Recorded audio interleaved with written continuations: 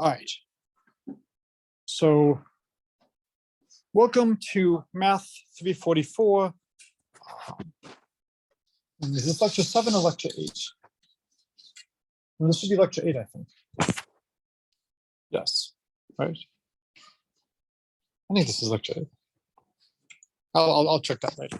All right. So later today at 1 o'clock, we have a colloquium on the Pythagorean one-loss formula. I will email anybody who is not able to come the links for the video and slides of a variant of this that I have given years ago, which if you can't make the talk today, you should just watch that instead. It's a wonderful topic. It's a great application of a formula that has been known in the sabermetrics community for a long time. You know, Bill James discovered this a long time ago, but without any justification for why it works. And of course, this is one of the great dangers of statistics, that just because something works for a while does not mean it's going to continue.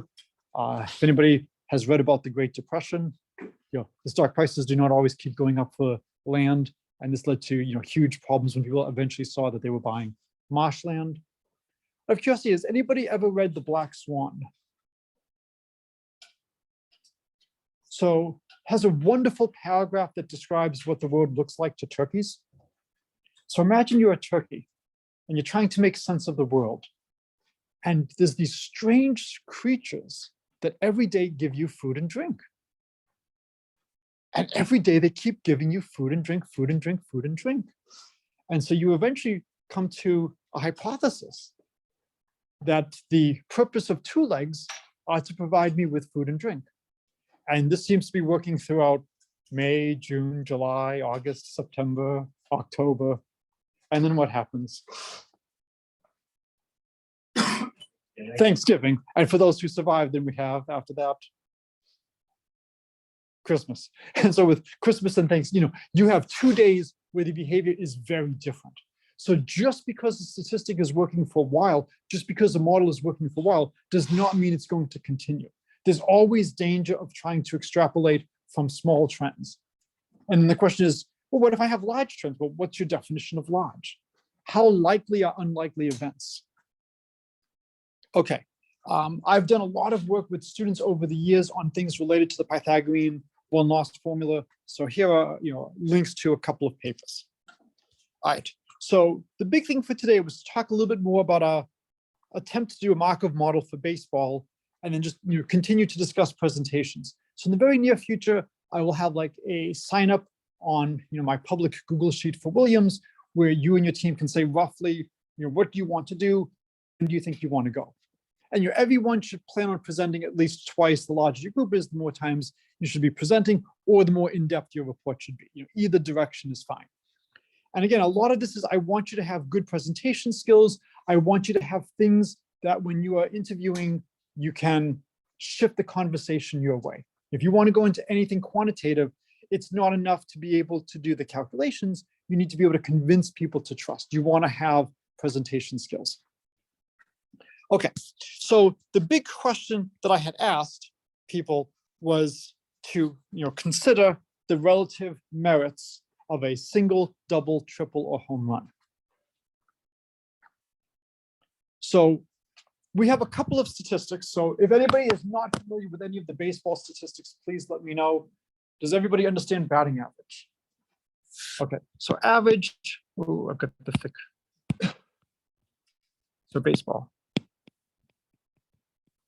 So average is the number of hits divided by number of at-bats. On base percentage is number of hits plus what? Anything else? I believe hit by pitch as well. And I'll just do that. Now, what if you get on by an error? Does that count for on-base percentage? Dropped third strike. I'm not sure about all the stuff over here. It's dominated by number of hits and number of walks. There are a few others, yes. Doesn't don't like walks and hit by pitch get like null in batting average? Well, in batting average, you don't include walks and you're doing at bats. That's different than plate appearances. So here we divide by plate appearances. So not every at bat is an at bat. It's just, it's interesting language. You know, when is a door not a drawer? Do you know that joke? When it's a jar.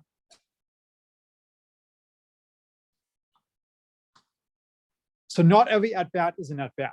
And so a plate appearance is different than an at-bat because it includes things such as walks, you know, hit by pitch and whatnot. You can also have the interesting situation where you might have an incomplete at-bat, where somebody sees 3 pitches and then the last out of the inning is made on the base path, say somebody trying to steal second. And then at the next inning, the batter who was up is the first one to bat that inning. Because the at-bat never finished, they don't get any credit for that. But when you do calculate statistics such as your pitches seen per plate appearance, you might actually include that. I'm not sure. Then we have slugging. What is slugging? It's like batting average. Good. Doubles are weighted to. Good. So number of singles plus number of doubles plus number of triples plus, oh, sorry, plus, I'll put in the weights, plus number of home runs. And the weights are 1, 2, 3, and 4. And we divide by the number of at-bats. And then on base plus slugging is just the on base percentage plus the slugging percentage.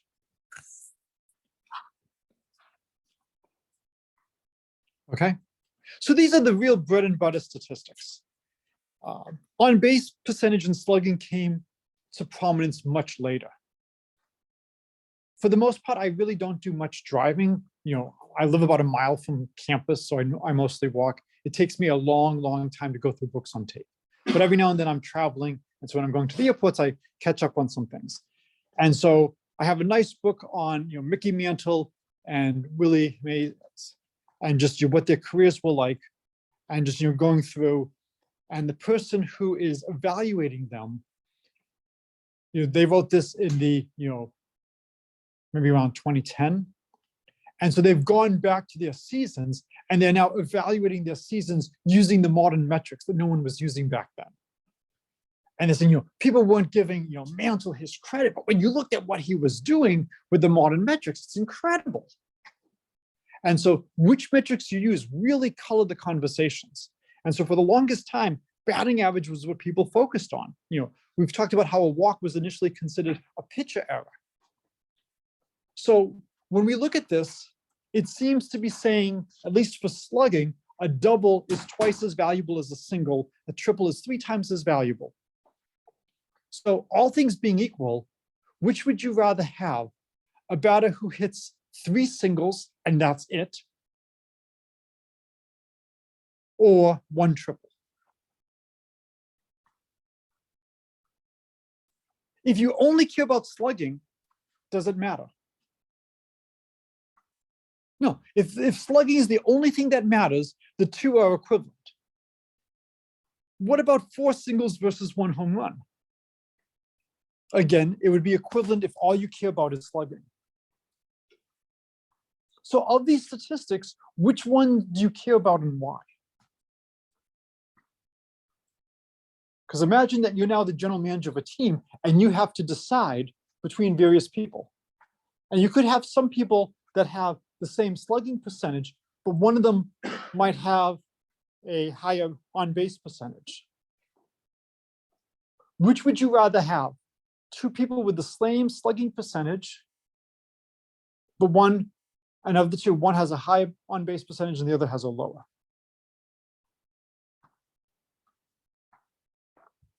Higher on-base Why? If you're getting the same slugging, then you can get on base more, not that person. Okay, so if you assume that the two slugging percentages actually indicate equal ability in that regard, yes. But that's implicitly assuming that these are correct weights. And so it could be one person is getting a high slugging because they have a lot of home runs and they strike out a lot. And so they don't have as many hits. But when they get a hit, they get a very valuable hit. And so it really comes down to, do you trust these weights 1, 2, 3, 4? How many of you have seen these weights at some point in your life? How many of you have ever thought about, are these weights reasonable?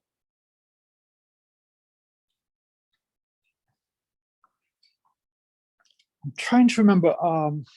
I believe when they were getting the Apollo rocket ready for the NASA program, a lot of it was constrained because they had to travel and transport a lot of the parts, across the nation's highways and the railways and whatnot. And a lot of these sizes were actually inherited, I believe, all the way back to the Roman Empire. And some of the decisions that were made on how big your horse-drawn carriages will be have propagated to the 20th century in terms of how lanes are done on highways and trains and how much space you have and how you're going to be shuttling things around. And so once you make choices, they are stuck with you forever. Can anybody tell me about the word QWERTY? Yes. Isn't it the keyboard that we have? It's the keyboard that we have, right? Why do we have the QWERTY keyboard? Yes. Wasn't it like designed to help people type slower? Yes. Now we think it's the way to type fast. Yes. So in the old typewriters, when you actually had the little things hitting the paper, if you hit two letters that were close on the typewriter in quick succession, they would often jam. So the QWERTY keyboard was designed to get you to alternate left hand, right hand, and slow down typing. Why haven't we shifted away from the QWERTY keyboard? Habit. Yeah, I mean, I'd say more your parents are selfish bastards, myself included, because it would force us to have to do something new. We learned on the QWERTY keyboard, and so damn it, you're going to learn on the QWERTY keyboard until everything is just, you just speak in the, technology just transcribes it immediately. But these things get institutionalized. Who knows what CC stands for in an email? Carbon copy with carbon paper. They've changed it in some places to say CC stands now for courtesy copy, because carbon copy makes absolutely no sense with an electronic transmission. The whole point of this is to just really think that a lot of what you do gets institutionalized and it becomes very hard to change. A walk was originally viewed as a pitcher error. No credit to the batter for laying off bad pitches or fouling off good ones and surviving. The pitcher did not do a good job. So when you have something like this that you've never questioned, this says there's a great opportunity that maybe people didn't do something right. And so if we want to do like a White Russian tasting and see like Big Lebowski at some point in the semester, let me know. We've talked about how alcoholic drinks have nice ratios because they're easy for the bartenders to do quickly. They've got things set up to do one shot very easily, so we're going to have nice integer ratios. But that doesn't mean it's the optimal. And so over here, we've got these numbers 1, 2, 3, 4. I know I'm not supposed to say things like this, but you're an idiot if you can't figure out where the weights 1, 2, 3, 4 come from for a single, double, triple home run, right? These are very natural things to do. But is a single really only half as valuable as a double? Is a home run 4 times as valuable?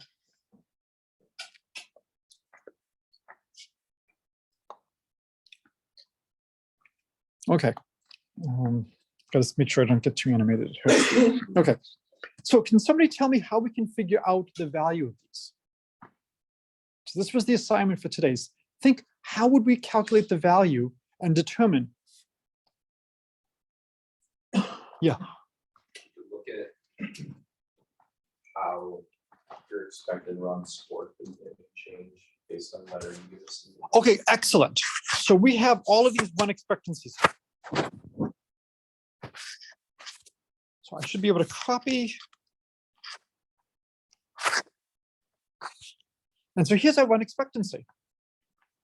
And so now that we have this, and the question is, how stable are these results? And 481, 547, 477, 476, the 547 looks a little bit strange.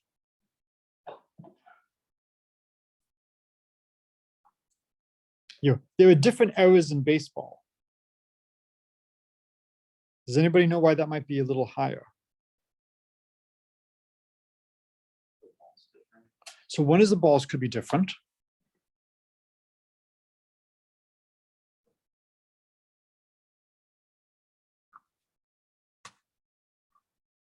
Anything else from like the early 90s?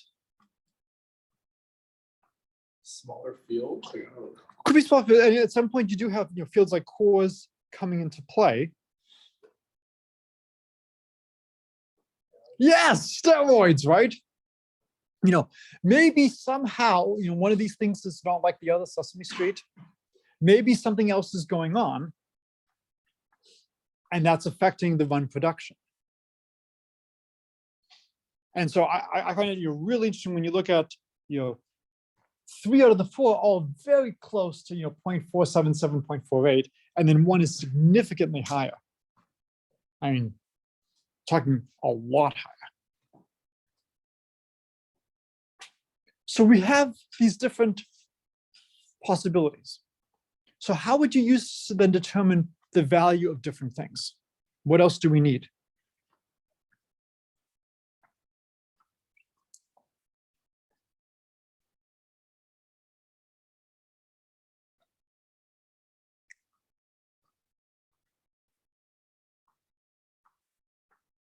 Yes. So we need to know the probability we're going to be in each game state. And fortunately, I think we actually have that. So the following table presents the frequency of plate appearances started in each base state. So we now have the probability, we have the expected run scores. And now we have the probability of being in each state. Notice there wasn't that much of a change in the initial configuration. And the numbers look pretty similar in terms of how you're in the different states.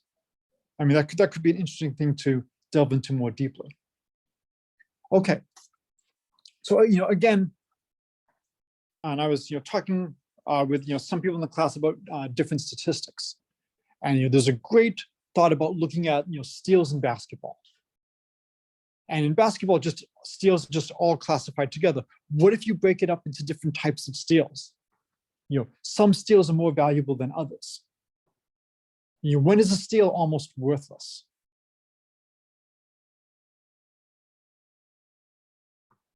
Garbage time. Garbage time. And this is similar to garbage points, okay. When else might be a steal worthless or almost worthless? Maybe like when you get the ball and then you go right out of bounds. Yeah. So you get it from that. Okay, but let's assume that you've got the ball, but you just got the ball from the other team. So when might it be almost valueless for the other team to have the ball?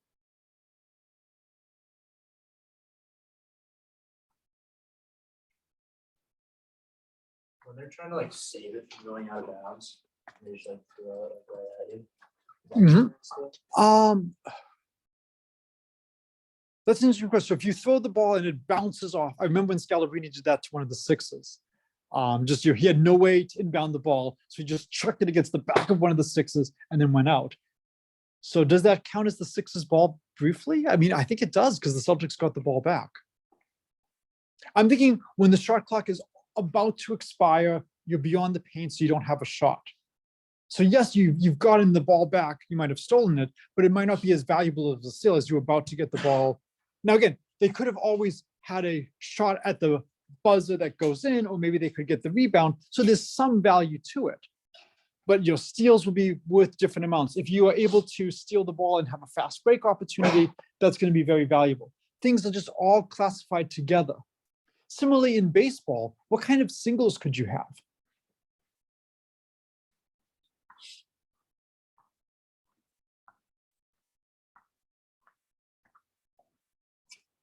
So what are the different types of singles you could have in baseball? You have like an infield single where you just beat the. Yeah, you could have an infield single where you just beat the throw, and then, you know, with the runners leading, maybe there were 2 outs, they were going on contact, they might advance safely to the base so there's no force out. And you're not going to really advance the runners. What's another type of single you could have? Could hit one really far and think it's going out, and slowly jog, and then it hits the wall. You're standing first. Right, so you could have one where you got a single, but you really should have had a double if you were hustling. Or, yes? If the outfield, the base is loaded, and 2 runners score, maybe a single. So this is a really good one. So it could be the end of a game. Let's say it's a tie game, and as soon as the winning run crosses the plate, the game is over. Now, the outfield will play in, potentially because they've got to make sure that they can throw out anybody at home. And so they might concede some things, but you might hit you know, a ball deep to the outfield where you would easily have a double, but as soon as that run crosses the plate, I don't know. And again, baseball is filled with strange things that you can do. And I do have a book of baseball brain teases if people are interested. Let's say you have runners on, you know, first, second, and third, and they run. The guy from third waits to cross home plate. The guy from second crosses third and heads towards home.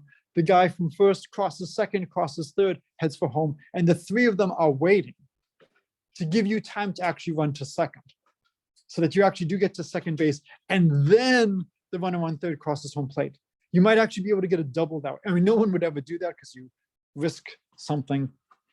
These are low probability events that we don't have to worry about. A higher probability event is you could hit the ball maybe deep to the outfield, maybe off the wall, and the fielder fields it very cleanly, can throw it back in and hold you to first, but you might be able to score a runner from second. And so one of the real challenges is when we're trying to figure out what is the value of a single. Well, if bases are empty, it's very easy to figure out what the value of a single is. If there's a runner on third, it's pretty easy, but there is still the possibility of maybe you got a single because they were trying to keep the runner at third. The game could be tied, bottom of the 9th if the run scores, and so they've got things to protect. So the hope is that when you're trying to do a calculation like this, that these are low order effects that, keep it simple, stupid. This is the model paradigm a lot of us use. Don't worry about these extremely rare cases at first. Just say, here's a simplified model. We're going to not worry about all of these strange things. We know they could happen. You put a note in your paper saying, we know that we have to be careful about shit like this. We understand. But for now, we're going to assume that this does not happen. And so we then have to figure out what is the relative value of singles. And so if I take a baseball card, they have statistics on the back. They just tell you how many singles somebody has. They don't tell you what type of single it is. So what kind of information do we need to know to understand a single?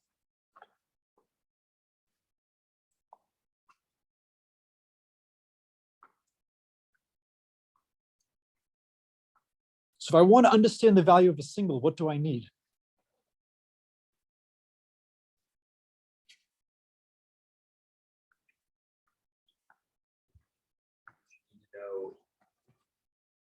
Given that you hit a single, how likely it is for you to get from one game state to another. Yes. Based on all the possible. Exactly. So we need to know the transition probabilities. So if I have a single and I have a runner on third and nothing else, okay, I know I'm going to transition to a runner on first where the run scores. That's easy.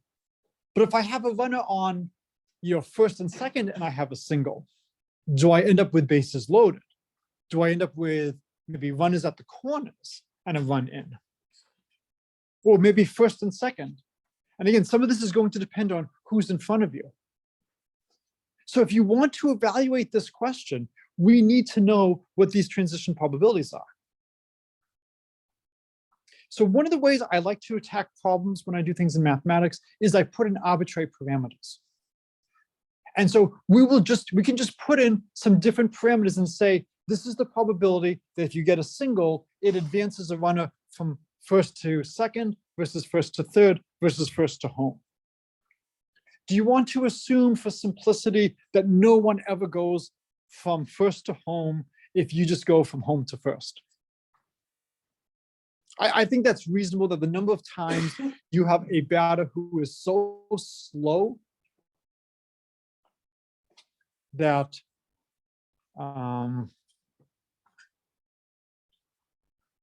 they can only make it to first. You got to be careful. There is a time when a batter hit a home run, but did not score a run. So this was, I believe, at Tropicana Field, and they hit a ball into like the roof area, and it fell down, and the batter, stopped at first, and then they put in a pitch runner. And while they were putting in the pitch runner, they reviewed the play and determined that it was a home run. And the pitch runner then gets the bases that are owed. So the batter got credit for the RBI, but did not get credit for the run scored. Now, in terms of where the final base hit was, that wouldn't matter. The whole point of this is these are amusing anecdotes. There's a huge number of these in any sport. Baseball is great for these. The last one I'll mention is, if you're trying to tag up in baseball, when can you start running? Once he catches the ball. Once he catches the ball. So as soon as the ball is caught, you can't go before that. But you have to wait for it to be caught before and establish your presence on the base and then start running home. That is false. As soon as the fielder touches the ball, you can go. What could you do if you had to wait until the ball was caught? What could you do as a fielder? Yeah, you just keep pushing the ball up in the air as you start slowly walking in. And if you can do this, I haven't caught the ball yet. I'm juggling. I don't have control. I don't have control. I don't have control. I've got control now. And so as soon as the ball is touched by the fielder, then you can tag up and move. So there's often logic behind a lot of these rules as to what's going on. So we would need to come up with some transition probabilities. So for simplicity, you assume maybe all runners have the same speed. So maybe all runners same speed. So if a runner is going to move from first to second, could the runner from second go to home? Same speed now, only one base. So you have to think. So what must we say? They have the same speed. So if the runner on first can only make it to second, the runner from second shouldn't be able to go to home. But you have to remember a little bit of what a baseball field looks like. And so the baseball field is going to look like this, with an outfield over here. And so if I have two runners, the red runner is coming all the way to home like this. The black runner is trying to get to third. Depending on where the ball is hit, it's a shorter throw to third than it is to home. So you might actually say it is possible for someone to go from second to home, but the runner only to go from first to second. Yes. But then, isn't that also a pretty low probability? Because if that batter from second makes it to home, they're going to try to throw him out at home. So if that were the case, the guy would probably make it to third. And so that's one of the interesting things is a lot of times, when teams try to get the runner at home when they have a very low chance, they then open themselves up to having the runner who is going for second to actually go to third. And so a lot of times what you'll do is you'll either concede the run at home or you'll do the fake. You'll make them try to think you're going to throw it at the plate. You'll have somebody intercept the throw. They often do this with the double steal, where, especially in younger leagues, when the kids are not as good and the throw from, home to second causes every coach to just pray to God of any kind of deity you can find, please don't have the ball sail into the outfield. Is that, the goal is to just concede the stolen base at second. And frequently, you'll have it set up so that the pitcher intercepts the throw. And then if the guy has committed from third to home, try to get them. So again, we have to decide what events do we think we need to worry about. Do we need to worry about somebody going from second to home and not have the runner from first go to third? Because depending on where your leads are and where the ball is hit, I can see the play at third being a little bit closer and not pushing it. So I would say that, I mean, again, if you wanted to keep it really simple, and I think there's nothing wrong with having the first model be very simple, say on each at bat, all runners advance the same number of bases with the same probability. All advance the same number of bases in simple model with probability P of 1, maybe P1. Oh no, let's not use P. Let's use B. B1 of 1 base, B2 of 2 bases, and so on. So that's the simplest model we can do. Say that there's some parameter, and that's the probability you move 2 bases, that's probability you move 1 base, and so on and so on. Okay, so do we now have enough information to find out the relative value of single, double, triple home run? We've got the run expectancy for each state. We have the probability of being in each state. And again, we're doing very simple calculations. The value of somebody is going to depend on what team they're on. So who's the last person to win the Triple Crown?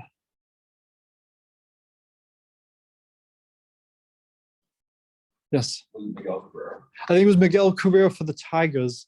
And it was the same year as, oh, I'm blanking, from the Angels. Yes, Mike Trout had just a monster season. And there was a huge dispute as to who should get the MVP. Trout, and you look at what he did on the base paths, you looked at what he did defensively, looked at what he did offensively, or we've got a Triple Crown winner. We haven't had that since Yastrzemski in '67.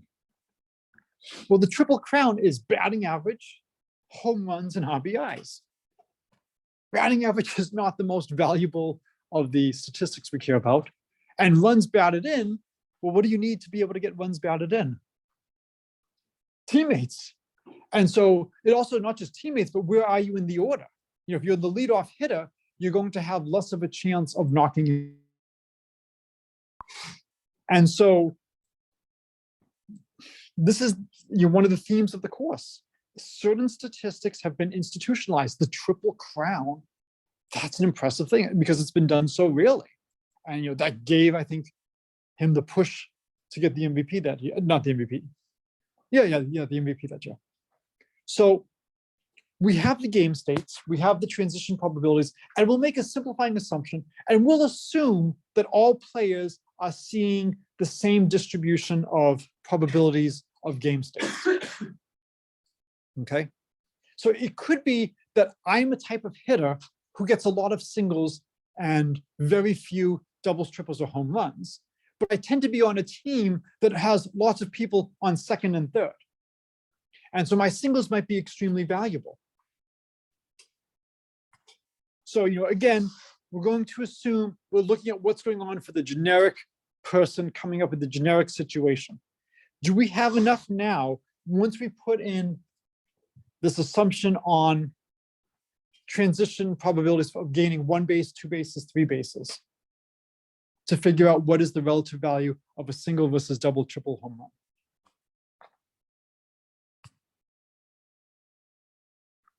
The next question is, how dependent do we want to make this probability? Does it depend on the position? Do you always have the same chance of moving 1 base?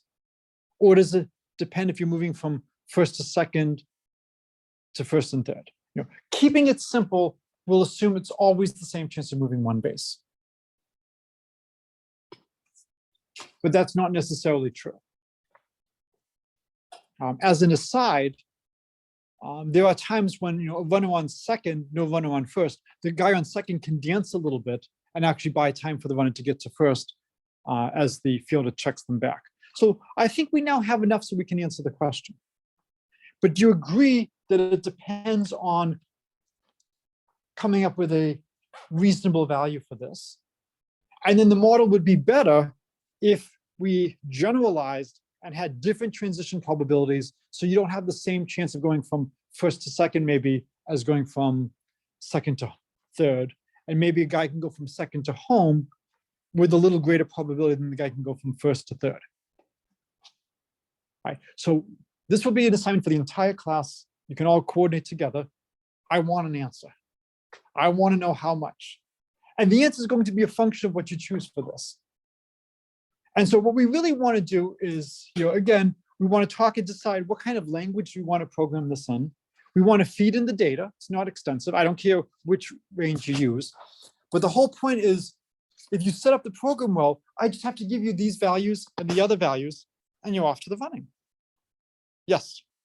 Wait, so when we're trying to find the relative values of singles, doubles, and triples, why do the probabilities of the runners advancing a certain number of bases matter? Because isn't that just determined by whether the hit is a single or double or triple? Well, no, because let's say I get a single. Yeah. I want to know which state do I transition into. And the faster the runners are, the more likely it is that I'll move somebody from second all the way home and get the run.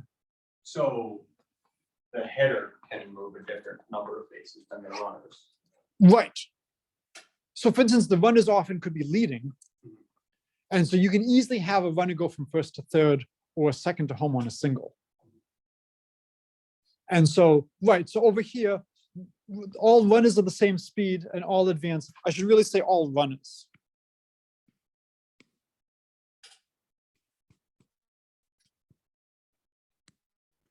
And the person who is at bat is not a runner, they are the batter.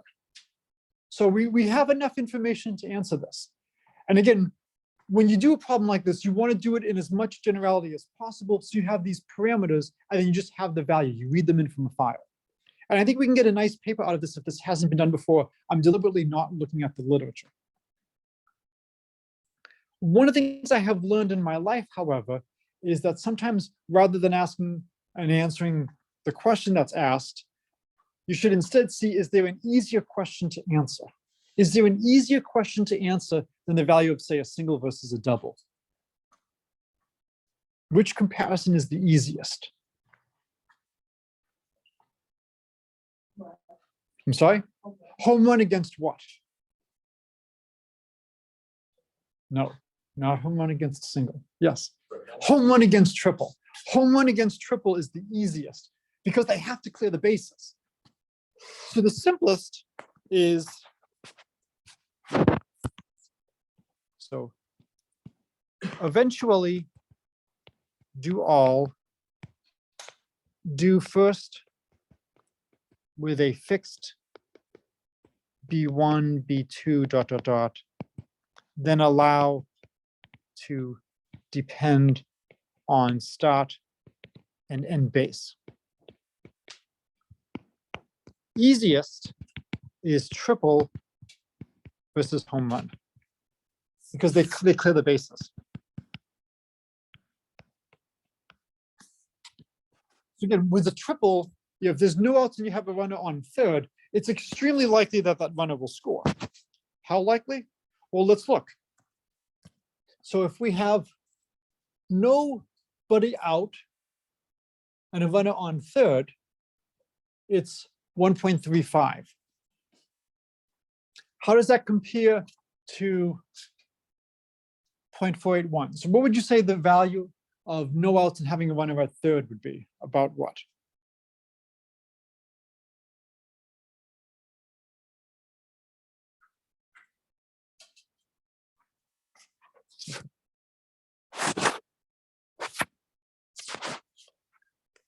Let's paste this in here again. So triple versus home run, difference end with a runner on third. If there's no outs, what's the difference? We'll say we'll use these years.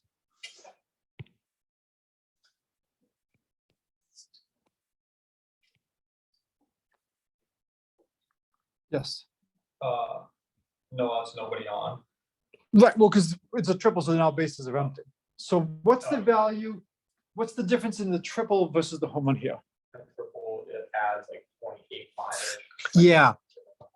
Just add one to score. So it's 0.85 versus 1. If 1 out,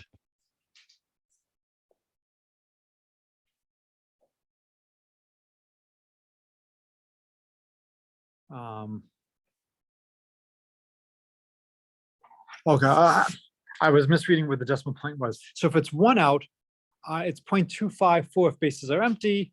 It's 0.95 if you have 2 people on base. So it's about 0.70 versus 1.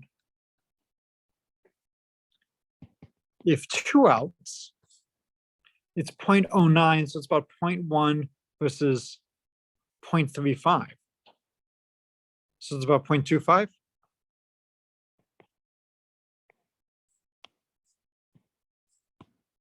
Keeps moving to the eraser. All right, so do we agree with those numbers?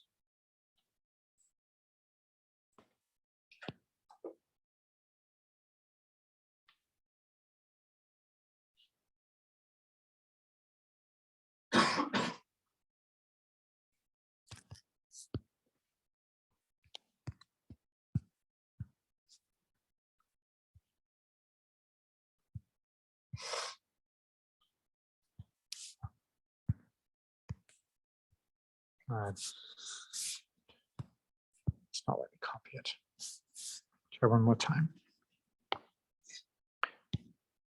So do we agree with these numbers? Did I do the calculation correctly?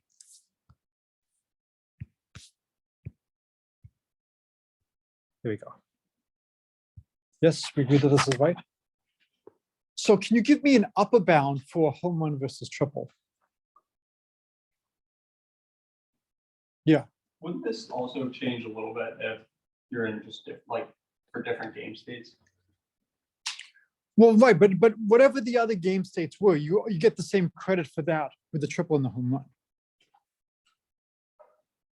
run. The real difference in terms of what's being left.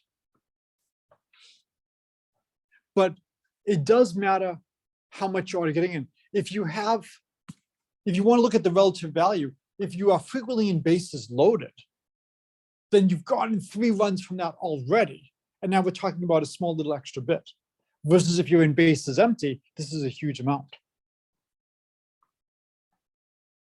So when we're trying to see what the real difference is, depending on how many outs there are, if there's no outs, there's really, the difference is about 15% depending on which way you want to look at it. You want to go from the larger number down or the smaller number up.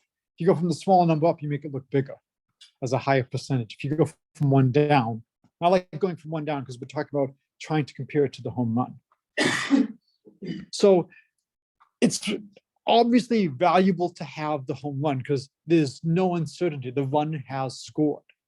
But when we're trying to figure out by just how much, you can see with 2 outs, it's extremely valuable. It's approximately 4 times as valuable. So here, that extra base is worth 4 times more. But what did you bring in already? Yes.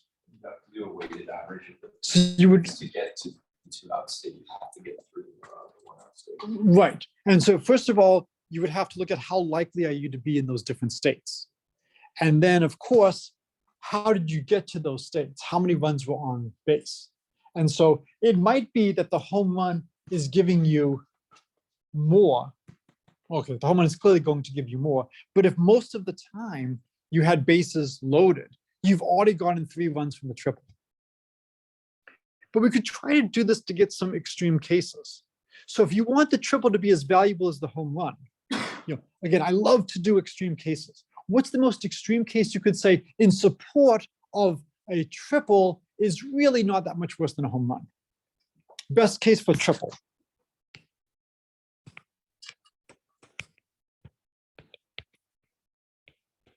what would you assume the game state is? Bases loaded, how many outs? 0 outs. So bases loaded, no outs. So the triple would give you 3.85 versus 4. And now the ratio for slugging is 4-3. When you do on base plus slugging, it's even closer. What's the worst case?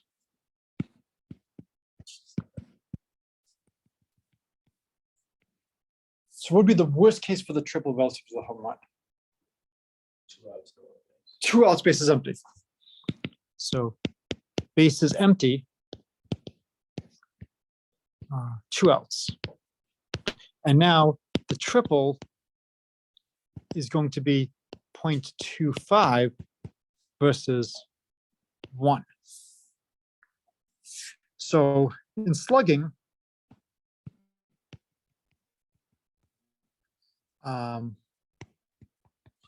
triple is 3/4 of a home run, right? When we look over here, this gives a ratio of 1/4. And the best one over here, this gives a ratio of 3.85 to 4. Is 3/4 between 3.85 over 4 and 1/4?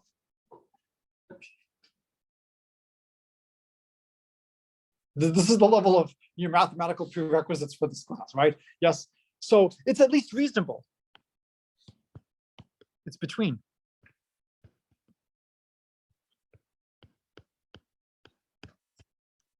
So it's not such an unreasonable number to say 3/4 that I'm looking at this and going, I just don't see this. I'm looking at extreme cases, and by looking at these extreme cases, yeah, 3/4, it's between 3.85 and 1/4. What's the simplest thing you might want to do if you wanted to try to combine those two extreme cases?